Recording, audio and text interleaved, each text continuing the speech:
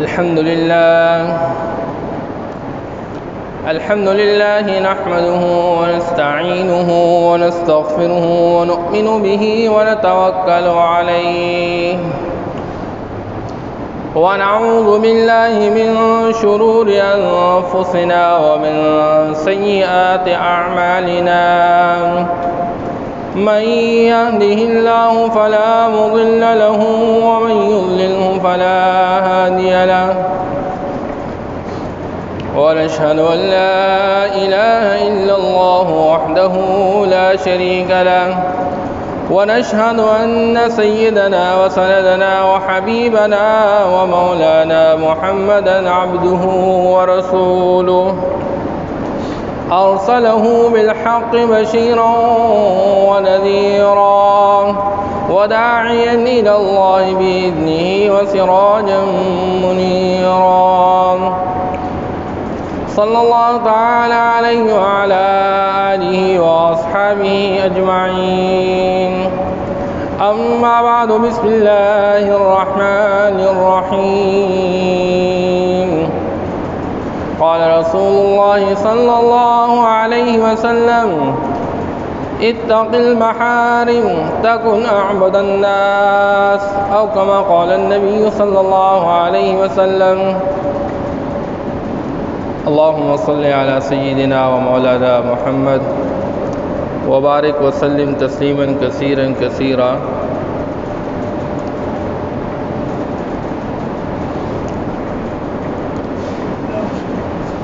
چونکہ اللہ جل شانہ نے انسان کو نیکی اور بدی دونوں کا الہام کیا ہوا ہے، یہ بات سمجھا دی ہے کہ یہ اچھائی کے کام ہیں اور یہ برائی کے کام ہیں۔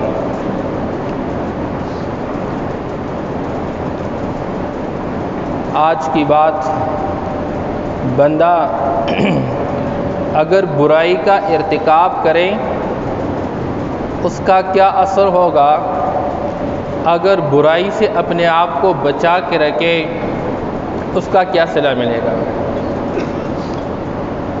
ایک مرتبہ حضور صلی اللہ تعالی علیہ وسلم نے فرمایا کہ میرے پاس 5 کلمات ہیں، مجھ سے یہ 5 کلمات کون لے گا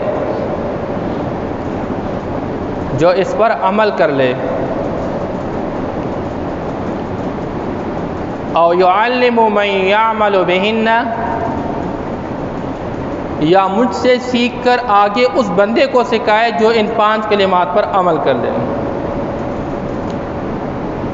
حضرت ابو ہریرہ رضی اللہ تعالیٰ فرماتے ہیں میں نے کہا انا یا رسول اللہ، میں آپ سے یہ کلمات لے لوں گا، اس پر عمل کروں گا۔ تو آپ صلی اللہ تعالیٰ علیہ وسلم نے میرا ہاتھ پکڑ لیا اور مجھے وہ کلمات سکھلا دی۔ ان میں سے پہلی بات آپ صلی اللہ تعالیٰ علیہ وسلم نے مجھے یہ بتلا دی، ارشاد فرمایا اگر آپ اپنے آپ کو اللہ کے حرام کردہ کاموں سے بچاؤ گے تکن اعبد الناس، تو انسانوں میں سب سے بڑا عبادت گزار تو بن جائے گا۔ ہر انسان کی خواہش ہوتی ہے کہ میں اللہ کی عبادت کروں اور سب سے زیادہ عبادت کروں،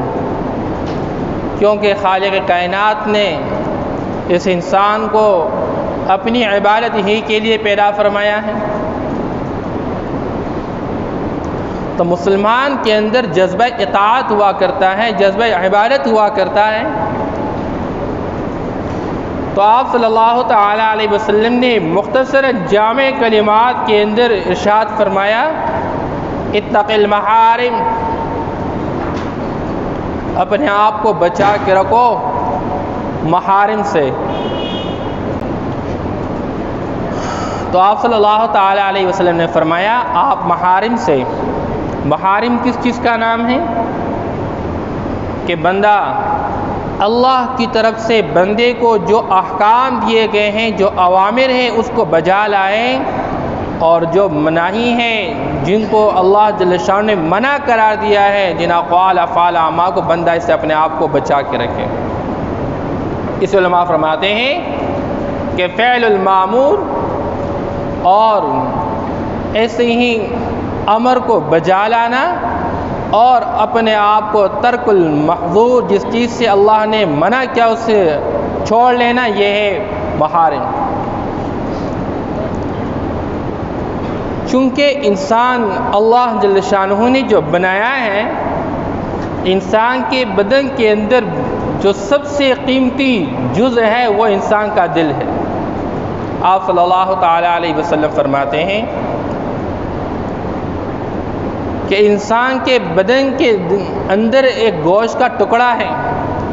اگر وہ ٹھیک ٹاک رہا تو پورا بدن ٹھیک رہے گا، اور اگر وہ بدن کا ٹکڑا بیکار اور فاسد ہو گیا، پورا بدن بیکار ہو جائے گا۔ اور آگے فرمایا کہ وہ جو ٹکڑا ہے الا وہی القلب، وہ دل ہے، وہ دل ہے، وہ دل ہے۔ اب جب انسان کے اوپر اپنے خواہشات کا غلبہ ہو جاتا ہے اور یہ گناہ کا ارتکاب کر لیتا ہے، تو گناہ کا سب سے پہلا اثر انسان کے اپنے دل پر پڑ جاتا ہے۔ اس لیے آپ صلی اللہ تعالیٰ علیہ وسلم فرماتے ہیں کہ انسان جب گناہ کر لیتا ہے تو اس کے دل پہ ایک سیاہ نقطہ بن جاتا ہے، اور جب یہ گناہ سے توبہ نہیں کرتا بلکہ گناہ میں دوام اختیار کرتا ہے اور بار بار گناہ کرتا ہے اور گناہوں میں آگے بڑھ جاتا ہے، یہ دل مکمل سیاہ بن جاتا ہے۔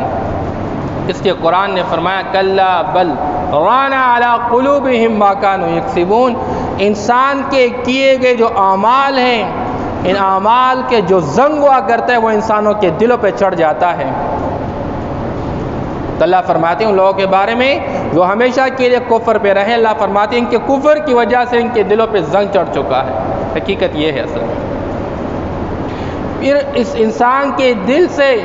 اطاعت کا جذبہ ہی ختم ہو جاتا ہے، عبادت کا جذبہ ہی ختم ہو جاتا ہے۔ اس لیے اللہ جل شانہ پہ فرماتے ہیں ختم اللہ علی قلوبہم، اللہ ان دلوں پہ مہر لگا لیتے ہیں۔ بہرحال بات یہ کرنا چاہ رہا تھا، جب انسان گناہ کا ارتکاب کر لیتا ہے، اس کے اندر عبادت کا جذبہ ہی ختم ہو جاتا ہے۔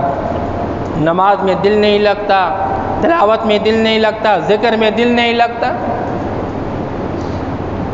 اور آپ صلی اللہ تعالیٰ علیہ وسلم کی اس روایت کو اور قرآن پاک اس آیت کو ایک اور آیت کے ساتھ لے آئیں۔ وَإِذْ قَالَ مُوسَىٰ لِقَوْمِهِ يَا قَوْمِ لِمَ تُؤْذُونَنِي وَقَدْ تَعْلَمُونَ أَنِّي رَسُولُ اللَّهِ، موسیٰ علیہ السلام کو اس کی قوم نے تکلیف دی، پریشان کر دیا، کہنے لگے میری قوم آپ مجھے کیوں تکلیف دے رہے ہیں؟ آپ جانتے ہیں میں اللہ کا رسول ہوں۔ لیکن جب بھی وہ پیغمبر کو تکلیف دینے سے باز نہیں آئے اور بار بار گناہ کا ارتکاب کرتے رہے، اللہ فرماتے فَلَمَّا زَاغُوا أَزَاغَ اللَّهُ قُلُوبَهُمْ، جب وہ ٹیڑے رہے تو اللہ جل شانہ نے ان کے دلوں کو ٹیڑھا بنا دیا۔ یہ گناہوں کی وجہ سے انسانوں کے دلوں کے اندر ٹیڑھا پن پیدا ہو جاتا ہے، تو کجی پیدا ہو جاتی ہے، پھر یہ دل اللہ کی طرف رغبت نہیں رکھتا ہے، اعمال کی طرف رغبت نہیں رکھتا ہے۔ اور آپ صلی اللہ تعالیٰ علیہ وسلم کی ایک روایت کے مطابق عمومی طور پر بندہ کے رزق کے اندر جو تنگی آ جاتی ہے اور بندہ بعض اوقات جب محرومی کا شکار ہو جاتا ہے، تو آپ صلی اللہ علیہ وسلم فرمایا کہ انسان بعض اوقات رزق سے جو محروم کیا جاتا ہے وہ اس کے گناہ کی وجہ سے ہوا کرتا ہے جو یہ کرتا رہتا ہے۔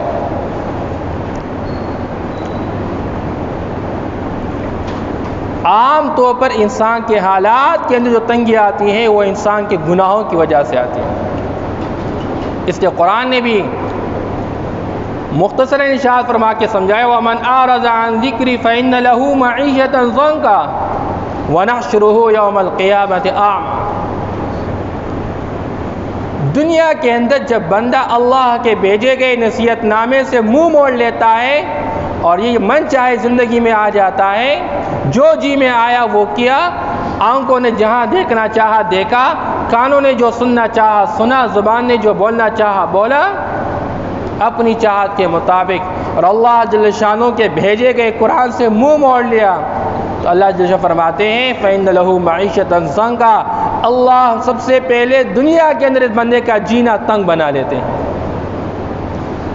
پھر یہ بحران کے شکار ہو جاتے ہیں، مختلف قسم کے بحران، فلاں چیز فلاں چیز فلاں چیز۔ دنیا والے تو دنیا کے نقشوں کو سامنے رکھ کر کہتے رہتے ہیں، اور اس کائنات کو بنانے والے، انسان کو بنانے والے وہ ذات فرماتے ہیں کہ یہ حقیقت میں انسان کے اپنے کرتوتوں کی وجہ سے اس پر یہ حالات آتے رہتے ہیں اور اس کا جینا تنگ بن جاتا ہے۔ آج ہم اپنے معاشرے کے اندر دیکھیں، اپنی ذات کے اعتبار سے، اپنے معاشرے کے اعتبار سے، علماء لکھتے ہیں کہ جب بندے کی اللہ جل شانہ بندے کا جینا تنگ بنا لیتے ہیں، معیشت ضنکا کا مصداق کیا ہے؟ فرماتے کہ بندے کے اندر دنیا کی بڑھوتری اور زیارتی کا ایک حرص پیدا ہو جاتا ہے، کیسے بڑھ جائے کیسے بڑھ جائے، دن رات اس سوچ و فکر میں لگا رہتا ہے، اور کہیں کم نہ پڑ جائے، کہیں کم نہ ہو جائے، ہمیشہ کمی کا خوف ہمیشہ یہ محسوس کرتا رہتا ہے۔ اور مولانا شفیع تھانوی رحمہ اللہ فرماتے ہیں کہ انسان کے اوپر جب جینا تنگ بن جاتا ہے تو فرمایا کہ اس کا مصداق یہ ہے کہ بندہ گناہ میں مبتلا رہتا ہے اور ہر وقت اس خوف میں رہتا ہے کہیں کوئی مطلع نہ ہو جائے، کسی کو پتہ نہ چلے میرے اس گناہ کا، ہمیشہ اس میں پریشان رہتا ہے۔ اس نے میرے بھائیو اللہ جل شانہ نے انسانیت کو ہر قسم کی نافرمانی کو سمجھا کے اس سے بچنے کا حکم دیا ہے کہ اس کے اثرات اس کی ذات تک محدود نہیں رہتے، پورے معاشرے پر اس کے اثرات پڑتے۔ ظہر الفساد فی البر والبحر بما کسبت ایدی الناس، پورے معاشرے پر، یہاں تک کہ خشکی میں تری میں ہر قسم کے جو حالات اور پریشانیاں آتی ہیں وہ انسانوں کے کرتوتوں کی وجہ سے آتی ہیں۔ بلکہ حدیث پاک کے اندر آیا یہ جانور بھی انسانوں پر لعنت بھیجتے رہتے ہیں، جب کھاد پڑتا ہے بارشیں رک جاتی ہیں تو یہ جانور بھی انسانوں پر، انسانوں کے گناہ کی وجہ سے لعنت بھیجتے ہیں کہ ان کی گناہوں کی وجہ سے آج ہم پر بارش رک گیا۔ اس سے انسانوں کے گناہوں کے اثرات انسان کی ذات تک محدود نہیں رہتے۔ اب ہر بندہ سوچے میری ذات کے اعتبار سے میں کتنے گناہوں میں مبتلا ہوں، میری آنکھ، میرے کان، میری زبان، میرا ہاتھ، میرا پاؤں، میرا دل، اور انہی گناہوں کی وجہ سے معاشرے کے اندر پریشانیاں آ جاتی ہیں، کاروباری حالات خراب ہو جاتے ہیں، آپس میں محبتیں نفرتوں میں بدل جاتی ہیں، خون خرابہ شروع ہو جاتا ہے، آپس میں ایک دوسرے کے ساتھ لالچ، ہرس، یہ ساری وہ گندی چیزیں ہیں جو انسانوں کے گناہوں کی وجہ سے معاشرے کے اندر اس کو نمو ملتا ہے، اور یہ گندی چیزیں معاشرے کے اندر آگے بڑھتی رہتی ہے۔ اور اس کے مقابلے میں اگر بندہ گناہوں سے اپنے آپ کو بچا کے رکھتا ہے اور نیکیوں پہ چلنے کی محنت کرتا ہے تو اللہ کی طرف سے رحمت کے دروازے کھول دیے جاتے ہیں۔ وَلَوْ أَنَّ أَهْلَ الْقُرَىٰ آمَنُوا وَاتَّقَوْا لَفَتَحْنَا عَلَيْهِمْ بَرَكَاتٍ مِّنَ السَّمَاءِ، اللہ جل شانہ آسمان سے زمین سے رحمت کے دروازے کھول لیتے ہیں جب بندہ گناہوں سے بچتا ہے۔ آج معاشرے کا سوچ اور فکر ہی بدل گیا، لوگ شکل بدلنے کی کوشش کرتے ہیں، اس کی وجہ سے ایسا ہو رہا ہے، نہیں میری وجہ سے ہو رہا ہے، میرے عمل کی وجہ سے ہو رہا ہے، میں اپنے عمل کا رخ بدل دوں، میں نے جو اللہ کی بغاوت کا راستہ اپنایا ہوا ہے میں اللہ کا فرمانبردار بننے کی محنت کروں۔ میری اولاد اللہ سے غافل ہے، میری اولاد آخرت سے غافل ہے، اس لیے اللہ جل شانہ نے قرآن پاک میں فرمایا وَمَن يَتَّقِ اللَّهَ يَجْعَل لَّهُ مَخْرَجًا، جیسے بندہ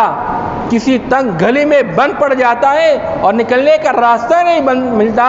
تو اللہ فرماتے ہیں جو اللہ کی فرمانبرداری میں آ جاتے ہیں اور اللہ کی نافرمانی سے اپنے آپ کو بچانے والے بن جاتے ہیں، اللہ ان کے نکلنے کا ایک راستہ بنا دیتے ہیں۔ ہم کہتے ہیں جی ہمارا کام نہیں چل رہا، گھر کے اندر حالات یوں ہیں، جی لوگ کہتے ہیں جی ہمارے اوپر کسی نے کچھ کیا ہوا ہے جی، سارے لوگ اسی کے شکار ہے جی، دم کرا رہے، فلاں کرے، وہ کرے، یہ کرے جی۔ سب سے پہلے سوچے تو صحیح، ہمارے گھر کے اندر بالغ افراد 100% نمازی ہے کہ نہیں ہے؟ اللہ کا سب سے بڑا کر نماز چھوڑ رہے ہیں، اس کی کوئی فکر نہیں ہے۔ وَيَرْزُقْهُ مِنْ حَيْثُ لَا يَحْتَسِبُ، جب بندہ گناہ کو چھوڑ کے نیکی پہ آتا ہے، اللہ اس کی تمام ضروریات وہاں سے پوری فرما دے جہاں سے وہ گمان بھی نہیں ہوتا۔ وَيَجْعَلْ لَهُ مِنْ أَمْرِهِ يُسْرًا، اللہ اس کے تمام مشکلات کو آسان بناتے ہیں۔ اور اللہ گناہوں کے جو بڑے ڈھیر بنا کے رکھے ہیں ان کو معاف کر کے ان گناہوں کو اللہ نیکیوں پہ بدل لیتے ہیں۔ اب ہمیں ہمارے اللہ کیا سمجھاتے ہیں، ہمارے نبی پاک صلی اللہ تعالیٰ وسلم کیا سمجھاتے ہیں، اور ہم کس چیز میں مبتلا ہیں۔ اس لیے میرے بھائیوں، آج معاشرے کے اندر سب سے بڑی محنت معاشرے سے گناہ کا مٹانا، معاشرے کو گناہ سے خالی کروانا، اور دوسروں کو نہیں، سب سے پہلے اپنی ذات سے شروع کرنا۔ میں آج عہد کروں کہ میں اللہ کے ساتھ اپنا عہد کر لوں۔ آج تک مجھ سے گناہ ہو چکا، انسان کا کمال یہ نہیں کہ یہ گناہ ہی نہیں کرے گا، کمال یہ کہ انسان سے اگر گناہ ہو گیا، یہ اللہ سے غافل ہو گیا، فوراً اللہ یاد آ جائے، اللہ کے سامنے جا کے توبہ استغفار کرے۔ اور آپ توبہ استغفار کریں، اللہ جل شان توبہ استغفار کی برکت سے سارے دروازے تمہارے لیے کھول لیں گے۔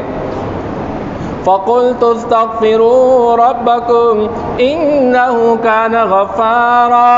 يُرْسِلِ السَّمَاءَ عَلَيْكُمْ مِدْرَارًا وَيُمْدِدْكُمْ بِأَمْوَالٍ وَبَنِينَ وَيَجْعَلْ لَكُمْ جَنَّاتٍ وَيَجْعَلْ لَكُمْ أَنْهَارًا۔ گناہوں سے توبہ کر کے دیکھو تو صحیح، اللہ کے وعدے ہیں، جب اللہ گناہوں کے بخشنے پہ آئیں گے اور گناہ بخش دیے جائیں گے، پھر آپ دیکھیں آسمان بھی آپ کا تابعدار، زمین بھی آپ کے تابعدار، اور انسانوں کے دل بھی آپ کے تابعدار بن جائیں گے۔ جب بندہ اللہ سے اپنا تعلق پیدا کر لیتا ہے اور اپنے اللہ کو راضی کر لیتا ہے، اللہ جبریل کو حکم کرتے ہیں فلاں بندہ میرا محبوب، اسے تو بھی اپنا محبوب بنا رہے، اور آسمان کے فرشتوں کو بھی اعلان کرو کہ اس کو اپنا محبوب بنا رہے، اور جا کے زمین پہ انسانوں کو یہ فرشتے بھیج کے ان کے دلوں میں ان کی محبت ڈال دیتے ہیں۔ کتنی بڑی بات ہے۔ اور جب بندہ اللہ کا باغی بن کے، اللہ کا نافرمان بن کے، صبح و شام اللہ کا کھاتا ہے، اللہ کا پیتا ہے، اللہ کا پہنتا ہے، سب کچھ اللہ کا دیا ہوا، ہوا اللہ کا، پانی اللہ کا، کھانا اللہ کا، ایک نوالے کے پیچھے کتنی محنت ہو رہی ہے، کتنے بڑے نظام چلائے جا رہے ہیں، اور یہ انسان اللہ کا باغی بن گئے، تو پھر اللہ بھی اس کو اپنا مبغوض بناتے ہیں، جبریل بھی مبغوض بناتے ہیں، فرشتے بھی مبغوض بناتے ہیں، اور انسانوں کے دلوں کے اندر بھی اس کے نفرت ڈالی جاتی ہے۔ اس لیے عبداللہ بن مبارک رحمہ اللہ فرماتے ہیں جب انسان گناہوں کا ارتکاب کرتا ہے تو فرمایا قد رأیت، میں نے دیکھا ہوا ہے، الذنوب، گناہوں کو، تمیت القلوب، کہ گناہ انسان کے دل کو مردہ بنا دیتے ہیں، انسان کا دل مردہ بن جاتا ہے۔ اس لیے میرے بھائیوں، آج معاشرے کے اندر سب سے بڑی محنت اپنے آپ کو گناہ سے بچانا، اپنے گھر کے اندر جو جو گناہ کے مواقع ہیں ان تمام مواقع کو ختم کرنا، اپنے مارکیٹ کو گناہوں سے پاک کرانا۔ پھر آپ دیکھیں کہ ہمارا معاشرے کے اندر اللہ جل شان کیسے انقلاب لاتے ہیں، ہمارے حالات بدلے پہ کسی کے سامنے منت سماجنے کی ضرورت نہیں ہوگی، کسی کے سامنے چیخنے کی ضرورت نہیں ہوگی، درخواستوں کی ضرورت نہیں ہوگی، دنیا والوں سے لینے کی، ان کے سامنے ہاتھ پھیلانے کی ضرورت نہیں ہوگی۔ اللہ کرنے کی توفیق نصیب فرما رہے ہیں۔